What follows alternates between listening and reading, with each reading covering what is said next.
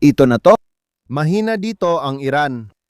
At madali itong hindi mapansin sa unang 2 linggo ng digmaan sa Iran dahil sa dami ng nangyayari sa ibang lugar at sa tila walang nangyayari dito. May 4 na pangunahing sukatan na gumagabay sa mga usapan sa media tungkol sa labanan ngayon. Isa, ang literal na pisikal na pananatili ng pamahalaan ng Iran. Iba-ibang marka dyan. 2, ang nauubos na mga imbakan ng armas ng US sa panahon ng tumitinding pandaigdigang kompetisyon. Tandaan, may mga karibal sa ibang lugar na mas halatang mas mahalaga. May seryosong mga tanong dyan. 3, ang imbakan ng Iran ng ballistic missile at drone at kung kaya ng Estados Unidos epektibong wasakin ang kanilang mga lugar ng paglulunsad at produksyon. May progreso sa panig ng Estados Unidos pero malayo pa sa ligtas. 4, ang daloy ng langis mula sa mga estado sa Gulpo at ang presyong binabayaran ng mga Amerikano at ng mundo. Walang ibang masasabi kundi nakakabahala yon. Pero may 5 sukatan na kasing halagaan ng mga nabanggit ngunit halos hindi nabibigyan ng pansin. Ang daloy ng langis na partikular na nagmumula sa Iran. Hindi ang buong daloy mula sa Gulpo kundi ambag lang ng Iran. At iyan ay konektado sa unang kapansin-pansing pag-atake mula noong unang araw ng digmaan at ng pagpaslang kay Ayatollah. Posibleng ito ang unang beses na makarating ang sundalong Amerikano sa Iran. Kung hindi yan isang bagay na dapat pag-usapan, hindi ko na alam kung ano pa. Ngayon, pag-usapan natin ang estratehikong sitwasyon ng mahalagang isla ng Iran. Sa totoo lang, dapat nating balikan sandali. Sa ngayon, sinubukan ng Iran na makuha ang lahat ng gusto niya. Nababanta ang Islamic Republic na takihin ang mga tanker sa kipot ng Hormuz daan ang dinaraanan ng 20% ng langis ng mundo. Tumaas ang presyo ng langis kaya umalma ang mga mamimili sa Estados Unidos at nadismaya ang mga internasyonal na kaalyado. Baka maalala mong inilarawan ko ito na parang larong tiyak na pagkawasak ng parehong panig. Kailangan din ng Iran ang kipot ng Hormuz para maipadala ang sariling enerhiya. Mama 10% lang ng langis ng Iran na umiikot dito dahil sa pipeline na may terminal na ginawang panangga sa mga issue sa kipot. Pero 10% ay hindi ganon kalaki at pwede rin nating banggitin ang parehong issue sa solusyon mula sa UAE. Malaking problema para sa lahat ang pagsasara ng kipot. Tulad ng paggamit ng sandatang nuklear, laging may sumusubok na maghanap ng paraan para malampasan ang problemang MAD. Sa Iran, nakikipag-ugnayan sila sa mga Indian tanker para bigyan ng malayang pagdaan. May kilusan ding nagpapaintulot sa mga tanker na gumamit ng Chinese yuan sa kalakalan na tila layuning pahinain ang petrodollar. Kung parang sinusundan nito ang balangkas ng kasalukuyang mga geopolitical na bloc, yon ay dahil ganun na. Sa ngayon, kaunti pa lang ang tagumpay ng planong ito. Kahit may pahintulot, dapat pa ring mag-alala ang mga barko na baka hindi sundin ng militar ng Iran at paputukan pa rin sila. Ang posibilidad na ito ay nagsisilbing matinding hadlang para sa mga kapitan ng tanker na nagpapahalaga sa kanilang kaligtasan. Mahalaga para sa Iran na mas solusyonan ang problemang ito. Ang pag-export ng petrolyo ay bumubuo ng 30% ng kita ng gobyerno at 15% ng buong ekonomiya ng bansa. Sa panig ng gobyerno, hindi mo maaring asahan na patuloy mong mababayaran ang mga puwersa ng seguridad kung hindi pumapasok ang iyong mga kita. Hindi naman, maliban na lang kung magsisimula kang mag-imprenta ng pera na isang napakasamang ideya para sa ibang dahilan. Sa mga sibilyan, ang biglaang pagkawala ng 15% ng ekonomiya ay magdudulot ng domino effect sa iba pang sektor. Masama para sa pamahalaan ang magkasamang walang trabaho ang mamamayan at hindi sumasahod ang puwersa ng seguridad. Hindi ito masyadong naibalita sa media at kitang-kita mo na ngayon kung bakit. Maari kitang pakitaan ng mga kapansin-pansing larawan ng US forces sa riyon nang walang banggit sa Wii Sports. Walang katumbas na kapansin-pansing larawan ng maaring lumalalang krisis sa ekonomiya sa Iran.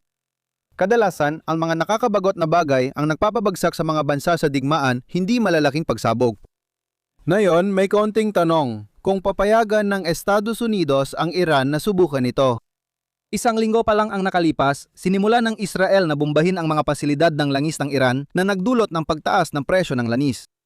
Nagkagulo sa White House at naiisip ko ang isang galit na tawag sa Israel na may bantang putulin ng tulong militar o iwanan sila sa digmaan.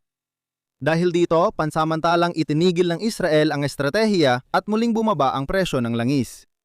Iyon ang teorya. Sobrang nag-alala ang White House sa presyo ng langis, kaya posibleng hinayaan nilang manipulahin ng Iran ang sistema. May ilang langis mula Gulf na mananatili sa merkado at makakatulong pababain ang presyo ng gasolina. O kahit papaano, baka mas mabuti na yon kaysa sa ibang mga alternatibo para talagang mas olusyunan ang problema. Para mapatigil ang mga tanker ng Iran, kailangan mo silang paputukan o akyatin. Iyon ay kung nakatutok ka mismo sa mga tanker. Itabi mo muna yan sandali. Sa politika, maaring pag-aari ng kumpanyang Chino ang langis sa isang tanker. Ang pagpapaputok o pagbihag sa mga tanker ay maaaring magdulot ng mas malaking suliranin na kakalat sa iba't ibang kabisera. Para sa akin, mas gusto kong manatili itong pandaigdigang digmaan kaysa ikatlong digmaang pandaigdig. Sa militar, siguradong kayang pigilin ng Estados Unidos ang isa o dalawang tanker. Nakita na natin ito sa baybay ng Venezuela at sa pag-abol sa mga tanker na malayo na ron. Pero mas marami ang posibleng target na dumadaan sa Hormuz. Dapat magdala ang Estados Unidos ng mas maraming patrol vessel sa rehiyon para makapagsagawa ng katumbas na pangpapatrolya. Kahit gaano pa kalakas ang militar ng Estados Unidos, nakakaranas pa rin ito ng parehong mga problemang logistical tulad ng ibang bansa. At ang pagsasagawa ng ganong antas ng pagpapatupad ay magiging isang malaking hamon. Wala akong duda na mas madali sanang palubugin na lang ang bawat tanker na umaalis, pero hinala ako na agad itong magtutulak sa Kongreso na kumilos imbes na hayaan lang ito. Iyan ang bagay na parang naghahamon ng ikatlong bigmaang pandaigdig na gusto kong iwasan. Nakakalito pa rin kung basta papayagan ng Estados Unidos ang Iran na magbenta ng langis na parang walang nangyayari. Ang digmaang ito ay para samantalahin ang nakatagong kagustuhan ng mga mamamayan ng Iran na magprotesta laban sa gobyerno. Ang pagputol ng kita sa langis ay epektibong estratehiya para magtagumpay sa proseso. Huwag na nating pansinin na gusto talaga ni Trump na buksan ng kipot. Bubuksan ulit ito ng Iran kapag napagpasyahan ng gobyerno na maling pulisiya ang patuloy na pagsasara. Ewan ko lang sa inyo, pero ang makuha ang lahat ng pakinabang ay parang kabaligtaran ng isang talong pulisya. Simple lang, para mapilit ang Iran na buksan ang kipot, dapat gawing napakabigat para sa kanila ang pagsasara nito. Sa totoo lang, lahat ng narinig mo ay panimula lang sa pag-atake ng Estados Unidos na walang nakaalam na mangyayari. Lumipat tayo sa Kharg Island at pasensya na sa pangit kong pagbigkas ng Ingles. Sa ganting atake, Kharg Island marahil ang pinakaimportanteng pasilidad sa Iran. Napakahalaga ng Kharg Island sa praktikal at ekonomiyang aspeto. Ang buong kabuhayan at ekonomiya ng Iran ay nakadepende sa pag-export ng langis mula Kharg Island. Nagbibigay ang Kharg Island ng isang panghawak sa pakikipagtawaran. May papakita ng Estados Unidos sa Iran na kung kukunin nila ang langis ng mundo, kayang harangin ng Amerika ang kanila. Gayunpaman, napakadelikado ng prosesong iyan. Paano kaya tutugon ang mga Sobyet? Sandali, ang mga Sobyet? Anong nangyayari dito? Oo nga pala, tama. Alam na ng lahat ang mangyayari. Ang huling talatang binasa ko ay mga hinalaw na komento mula sa isang strategy meeting noong panahon ni Jimmy Carter bilang tugon sa hostage crisis. Maaring mas kilala mo ang isa sa mga karakter bilang ama ni Mika. Ang punto ay, ito ang halatang tugon na dapat ay alam ng Iran at malamang ay alam nga nila, pero hindi pa rin nila kayang pigilan ng Estados Unidos. Ito ang problema para sa Iran. Ang bansa ay biniyayaan ng napakaraming langis. Pero parang biro ng mga Diyos ng geopolitika, inilagay tayo sa isang mundo kung saan ang Iran ay walang malalim na baybayin.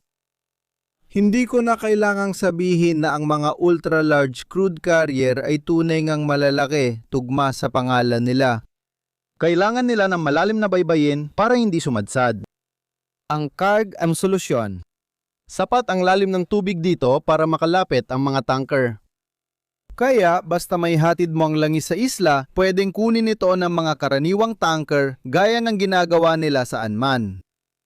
Nilulutas ng Iran ang gitnang hakbang gamit ang malalaking pipeline mula mainland sa ilalim ng dagat patungong isla. Perpektong solusyon ito. Kaso, literal na nasa isla ito. Hindi ito madaling lugar para mag-resupply at kapag na-disable yon, mawawala ang 70% ng langis ng Iran sa merkado. Uulitin ko, hindi kailangan ng Estados Unidos galawin ang mga oil tanker na konektado sa Iran para mapigilan ang mga ito. Hindi na kailangan magpunta sa baybayin para puntiryahin ang maraming daungan. Kailangan lang itong idikta ang mangyayari sa isla ng Karg. Hindi na nakakagulat na inatake ng Iraq ang isla ng Karg noong digmaan ng Iran at Iraq. Inaasahang mapipilit ang isara ng Iran ang kipot ng Hormuz dahil walang langis na dadaan na magdudulot ng interbensyon ng kanluran. Ngayon, ibang paraan ang ginamit ng Estados Unidos sa isla. Tandaan, ang anumang pinsala sa infrastruktura ng langis ng Iran ay magpapataas ng presyo ng langis sa maikli at mahabang panahon, kaya gustong-gustong iwasan ni Donald Trump. Kung pag-uusapan ng estratehiya, ang pagsabog sa infrastruktura ay nakakabigay din sa hindi inaasahang paraan ng mas malaking kalamangan sa pakikipag-usap para sa Iran. Kung hindi makapag-export ng langis ang Iran habang may digmaan, pero pwede na matapos ito, ang nawalang kita ay nagiging opportunity cost. Kung hindi makakapag-export ng langis ang Iran, kahit ano ang sitwasyon ng digmaan, hindi ito gastos ng digmaan. Katotohanan lang ito sa buhay, kaya hindi naapektuhan ang desisyon ng Iran sa negosasyon. Ganito rin ang lohika kung bakit nagdadalawang isip ang ilang bansang Europeo na kumpiskay ng pondo ng Russia sa mga bangko ng kaalyado. Habang bihag pa ito, mas malaki ang kalamangan ng Europa sa pakikipagtawaran sa Russia. Mukhang nagdulot ang Estados Unidos ng malaking pinsala sa runway at mga bunker sa gilid ng burol ng isla. May tuturing na mga asset militar ito na tutulong sa depensa ng Iran sa isla. Hindi tinamaan ng Estados Unidos ang mga tangke at lugar ng pagkakargahan sa dagat sa timog na makikita sa larawang ito noong panahon ng Shah. Ito ay parang sitwasyon sa Venezuela, kung saan na yon si Trump ang gustong makuha ang lahat, nagmumukhang agresibo sa militar, pero ayaw namang gambalain ng pandaigdigang kalakalan. Grabe, ang daming kabalintunaan sa sinabi na yan. Sa madaling salita, inihanda ng Estados Unidos ang Karg Island para sa posibleng pananakop habang pinapanatili ang mga pasilidad ng langis. Kasabay nito ang mga ulat ng USS EEE ay patungo mula dagat Pilipinas papunta sa reyon ng Gulpo, kasama ang Marine Expeditionary Unit nito. Ayokong direktang iugnay ang dalawa kasi mapapaisip ka kung bakit gagamitin pa ang amphibious assault ship kung pwede namang lumipad mula sa kanluran. Makikita mo kung paano posibleng naghahanda ang Estados Unidos ng pagsalakay dito. Magpapalapag ka ng tropa, tatanggalin ang anumang kagamitan para makapagkarga ng tanker tapos aalis na. Kasabay nito, mag-iingat ka na huwag masira ang anumang bagay na matagal palitan para hindi mo magdulot ng mga nabanggit na problema. Malamang ay ayaw mo ring tumagal doon dahil may 8,000 residente ang isla at sawang-sawa na ang Estados Unidos sa mga kampanya laban sa mga rebelde para sa susunod pang henerasyon. Bukod pa rito, hindi kontrolado ng US Navy ang Persian Gulf kaya asahan mong may problema mula sa dagat. Dahil isla ito, pwede mong gawin ang operasyon ng hindi alintana ang paparating na reinforcements basta mabilis ang pasok at labas mo. Pagkatapos, para manatiling sarado ito habang may issue sa kipot, maaari kang magbanta na babalik ka dahil alam mong mahihirapan ng Iran magpadala ng supply doon dahil sira na ang kanilang military infrastructure. Ngayon, kailangan kong tapusin ito mayon araw na may ilang mahahalagang babala sa estratehiya. Sa labanan, ang lohika ay sumusunod sa Game 3 na kadalasang malinaw sa lahat. Isa ito sa mga ganitong kaso. Parehong alam ng Tehran at Washington ang halaga ng isla at ang estratehikong oportunidad na binuksan ng Estados Unidos para sa sarili. Imbes na sa halip na tumahak sa landas na makasasama sa kanilang dalawa, dapat isipin ng Iran ang isyung may kaugnayan sa pagpupuslit ng sariling langis sa kipot at pansamantalang ihinto ang pagpuno sa isla ng Karg. Dahil dito, wala nang dahilan ang Estados Unidos para magpatuloy sa susunod na hakbang.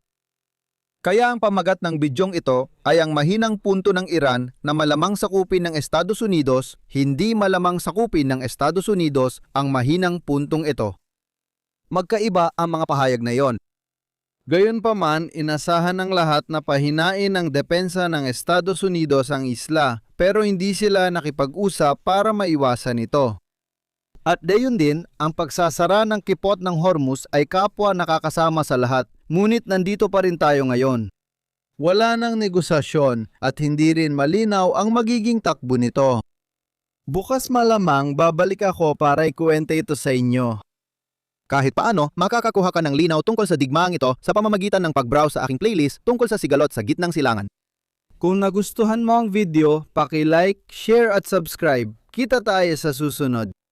Mag-ingat ka!